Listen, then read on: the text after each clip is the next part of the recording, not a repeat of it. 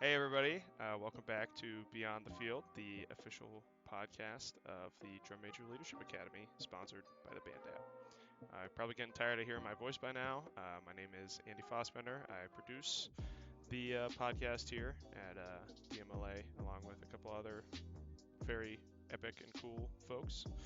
I'm also on the marketing team here. I did DCI for 3 seasons with Legends Drum and Bugle Corps. All 3 seasons I did with my guest today, Jack Murphy. Jack, can you tell us about yourself? Yeah, for sure. I'm Jack Murphy. I marched at Legends Drum and Bugle Corps for 5 years. I was on brass, trumpet, and mellophone. I was a field conductor, and then I was drum major. And then this past season, actually just a few days ago, I aged out as one of the drum majors with Spirit of Atlanta.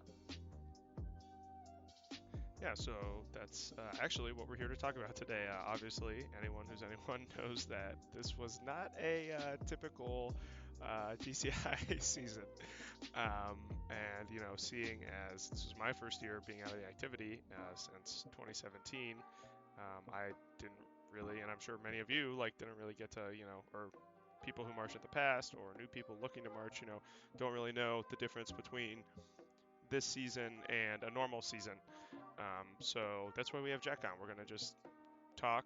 We're just going to talk. We're going to talk about the season this year.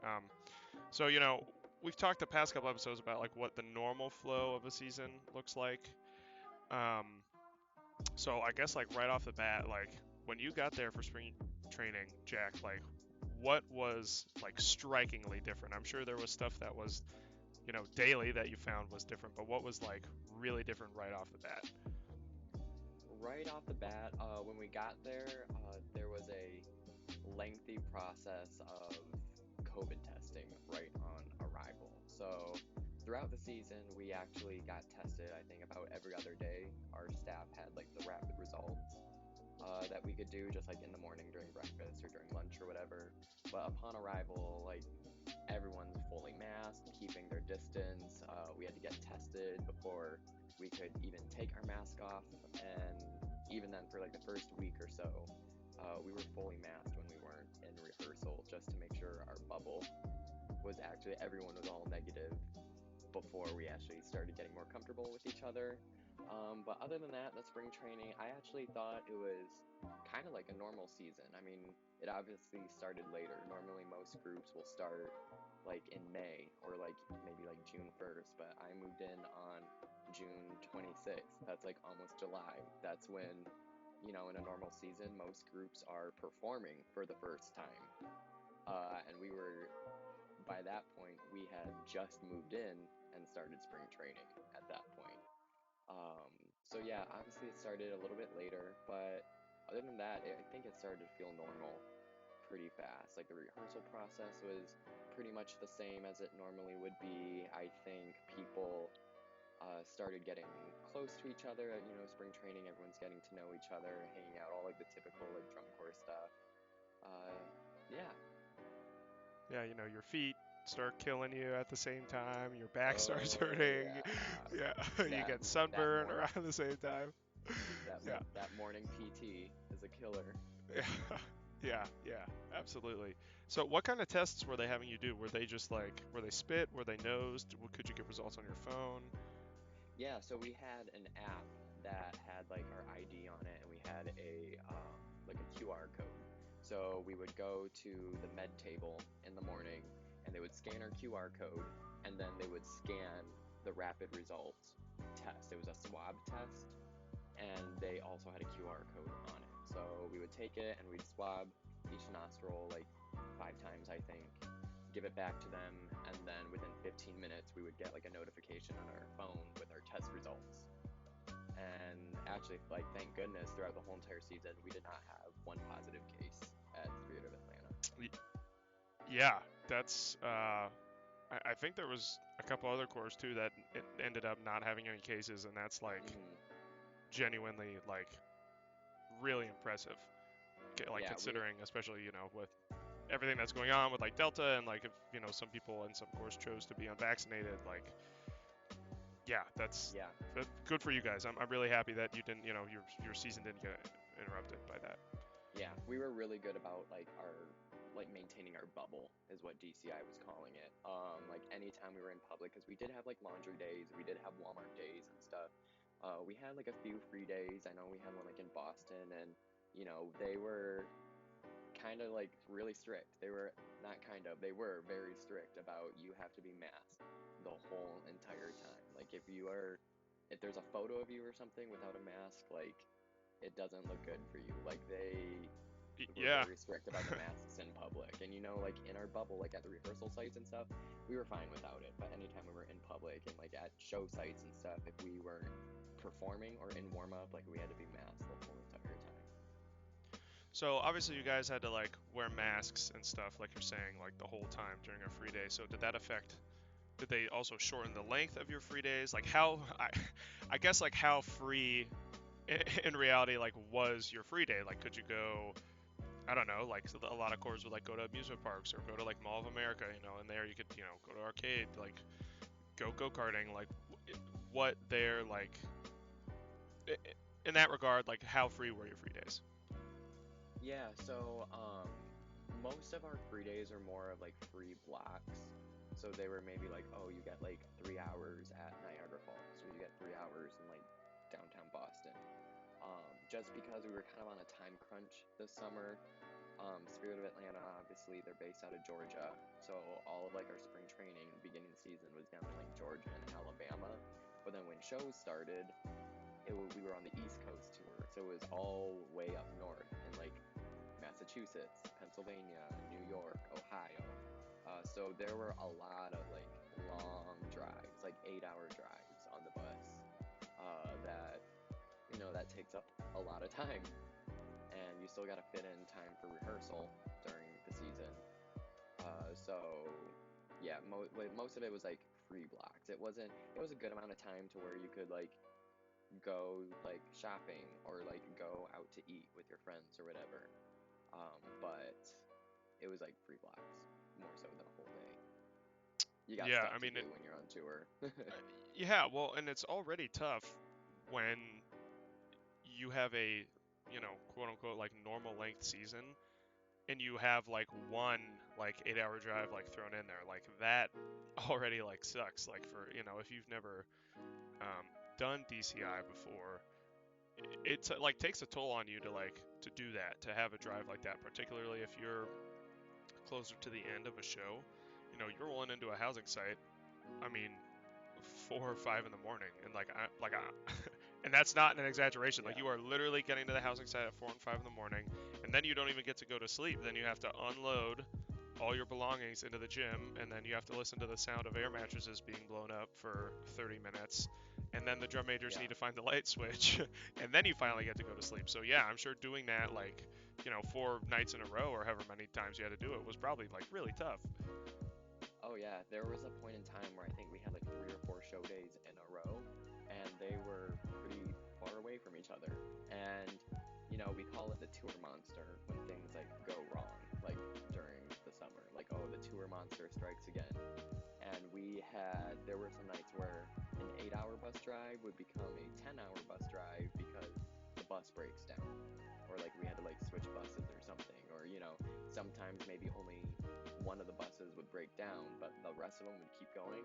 So color guard and brass would get to the housing site and then have lights out, but then the perk bus doesn't arrive for 3 hours later. And that's just a situation that you kind of have to deal with. Yeah, yeah. uh, I guess kind of backtracking a little bit, I've been thinking about this. Like, most open class groups, like, or smaller world groups, like, even moving in, like, in early June, which is what we did at Legends. Even that, you're having like a shorter spring training or around the same length of spring training, but you start shows later than like world class groups. Like, but now everybody was cut off. Like, everybody was on the same timeline about. I know I think a couple cores like started a little bit early, but how do you think overall that like affected? You're obviously a longtime veteran of this activity. How do you think that affected, I guess, the learning process of learning process slash improvement of your show. Because normally, you learn all this stuff in spring training, and then you at least maybe get to clean it a little bit before you hit the road, and then the first couple shows, whatever, and then you might have a block of time in the middle where you get to just pound stuff out and improve it. But obviously, that you lost like half a season. So how did not having that time affect you guys, and particularly the marching members? Yeah, actually, we had like a full-length spring training that just started late. I know the East Coast events kind of started a little bit later than the Midwest events, the Midwest Combined Tour. So I know some of those groups didn't have as long as a spring training, maybe like 3-ish weeks, maybe 4 weeks. But Spirit, I think we had like a 4 week, maybe even a 5 week spring training, which is pretty normal for most groups. So we had our like full show and everything on the field by the time we got to our first show. The only part of the season that was shortened was the actual tour part. Normally we Yep. would have like a lot more shows, we'd be traveling a lot more. The tour would just be longer, I think, in a normal So season. But the how actual many learning the show, that was pretty normal. how many shows did you guys end up having this season? Oh, I don't know that at the top of my head. Maybe we had a lot before, like the actual East Coast events. Maybe there were probably like 6-ish East Coast events. But before that, we had a lot of like Spirit of Atlanta exhibition performances. Like I know we performed in the Atlanta Symphony Hall. We did a few performances at like different housing sites that we were staying at, to where like their marching band would come that night and watch our full ensemble rehearsal, and we do a full run for them.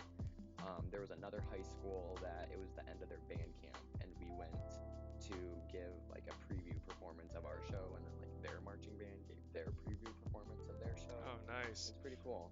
Yeah, so we Yeah. got a good amount of performances in this summer. Yeah, that's good. And yeah, and that's part of it too. Like that's definitely once again, like if your vision of DCI is, Lucas Oil, that is all part of, you know, the tour experience is all those, little small towns or even big high school programs. Like, they'll always remember that Spirit of Atlanta sat and watched you know, their high school show. Like that is something that you don't forget. And being able to be part of the group that provides that is really, really special. I talked about this on a previous episode, but like, that happened with us when we were in Oneida. Like literally the whole town came to our show the next day, even though it was an hour away. And like, I'll Yeah. never forget that. Like that was so incredibly nice. Not only are they letting us stay at their facility, but then they all drive an hour to come and see us when it's not even a home show. Yeah. Like Music City was at that show, and I think we had more fans in the stands than they did. Like, Yeah, that. So all that stuff. Glad to hear that stuff was still able to happen. I feel like, for sure. Yeah. yeah, like back before the vaccines came out and stuff, all that was like up in the air. I feel like a lot of people kind of were like, the season is gonna kind of like suck and stuff. But honestly, from like this and like most other people I've talked to, like it seems like it was pretty, you know, all around like pretty ideal.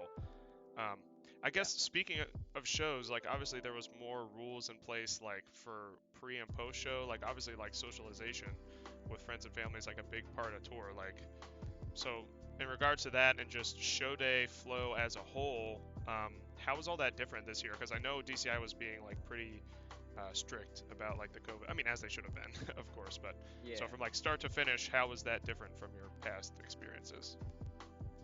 Yeah, well, we were like when we weren't in warm up or the performance, but like we were still at the show site, we were fully masked. So like unloading like the equipment truck, like we were all wearing masks, and that was kind of tough because you're unloading heavy equipment, you're like sweating, and you got this like mask on your face. Yeah. And then like you have friends and family at the show too. You could like still see them after the show, but like there wasn't much of like hugging or like getting close to each other. Really, it was just kind of like a lean in real quick for like a photo, but like you still have to like be fully masked, and your family or friends had to be fully masked, and then step back away and then talk to them. Like there's not lots of like physical like hugging or things like that. DCI was pretty strict on that, and for good reason too. Yeah. I mean, particularly, I know Spirit, was doing pretty good with vax numbers. But I'm sure there was some cores where there was probably plenty of people that weren't vaccinated too. So yeah, I mean, I think Yeah. DCI just having blanket rules for everybody was definitely, probably like the best, the best thing. Um, Yeah. so I guess, to get off the cloud of COVID that, hung over the whole season and, unfortunately maybe hang over us through the winter again, hopefully for only one more year. How about like a funny tour story? I know I'm probably catching you off guard. If you need a second to think, that's fine. But is there anything, I told a story like while you're thinking for a couple episodes ago, I talked about Spider Block in Legends during spring training when it was raining spiders in Three Rivers. So anything funny, lighthearted like that? So there was this housing site. Um, it was Dora High School in Dora, Alabama. And it was kind of that's probably the housing site we spent the most time at. It was I think we were there for a solid 2.5, maybe even 3 weeks. That was the last part of our spring training. And there was we had the stadium that was like our field one, and then we had field two, which was on a baseball field, and those were our only two fields. And the baseball field, it was a hike to get that. Like the baseball field was at the bottom of a like ravine, so we had to like climb down this like rocky gravel hill to get to this baseball field. And I think they had just cut the grass on the baseball field, but it wasn't, it was Alabama grass to where I don't really know how to explain it. It's a lot thicker. It's almost like hay. I think it had been overgrown for a long time because when you get down to the field, it was just clumps and piles of like hay all over the field. Like field lining couldn't like do their job down there. Like we couldn't Yeah, get like the it field like painted on there. Yeah. So like we it got hadn't to been block cut for a like while, and so there was like mulch and stuff, yeah. right? Yeah, like before it was cut, I bet it like the grass was like up to your hips. Like that's how long. And I think yeah, they just left it out all in the field. So then in the beginning of the block, our staff members said, all right, like we can't march in this, so here's what we're gonna do. Everyone stack your instruments. We're all gonna line up in the end zone and we're gonna go across the field and you just have to pick up all these clumps and walk it to the side of the field. So we had these massive piles on like all it was so funny like looking at the field from up high because just you have this football field that's like clear, but just these massive piles of hay along all the sidelines because people were just like tossing all of it. And it's Alabama, so there's like massive bugs like roaches and spiders. Like you like pick up this pile of hay and like a spider this big crawls out of it. And the dugouts of this baseball field too, like oh, like everyone, it was hot in Alabama, and our staff members would say, all right, go take a 5-minute shade break. Like, bring your water jugs, go sit in the shade. And we couldn't go sit in the dugout because there were black widows in there, which I didn't even know black widows were in Alabama. So we couldn't sit in there. So it was just sitting under trees with your water jug. I Wow. love that housing site. I think I love that housing site because just the amount of like stuff we like went through at that housing site, but it was a good time. I do actually miss it. And Gretchen, one of the other drum majors at Spirit of Atlanta, while everyone's like complaining and like, oh my gosh, like the showers are cold and there's bugs everywhere, and we were looking at each other like, I don't know, I like it here. This is like where like drum corps get better. Yeah, yeah. And once again, for anyone who's regularly listening, like once again, just proving the point that like the stuff like this, like you remember more and like I mean, you remember all of it, of course, but like that's the stuff like when people are like, "So tell me about DCI." Like, and what after you've introduced the activity to them, like that's a story that you can tell. Like you'll tell like, "Yeah, Oh I yeah. performed in front of a sold out Lucas Oil Stadium," and they're like, "Whoa!" And then you're like, Mhm. "Yeah, but this one time in Alabama, there was Yeah. spiders the size of rats." You know, that's because that really puts it into perspective. Like I feel like a lot of people, when you talk about the activity, and particularly this year with the COVID restrictions, like I'm sure you already have so much to think about psychologically in a season, and then you have the COVID restrictions on top of it. Like that's just another thing to shove in an over crammed backpack. Like you know, it, it's just it's just interesting. Yeah, you commiserate with your fellow, you know, members when you go into places like that. And honestly, it's probably going to continue into the future, with the way that housing is going, unfortunately, and the activity. I mean, you guys had to stay at a hotel for finals, right? Yeah, we did stay at a hotel in Indianapolis. Yeah, like that's probably unfortunately like going to be the future of the activity. So hopefully Yeah, cores can find ways to keep costs down or, anything. You know, we're in a rapidly changing stage for the activity. That's for sure.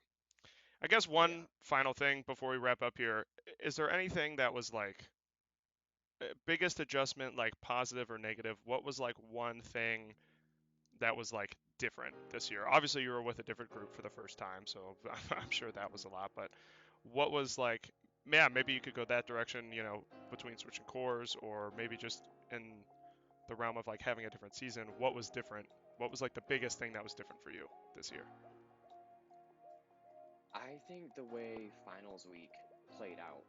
Um, Normally for like if you're not top 12, you would perform like maybe you would have some of your members perform at IME on Wednesday, and then on Thursday was prelims, and then for most groups, Friday semifinals was your last performance.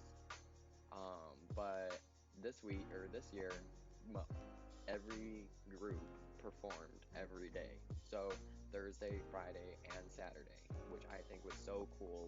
Like there's so many groups in the activity who are amazing at what they do and have never been able to perform on Saturday in Indianapolis. And not only that is I really like how DCI set the events up.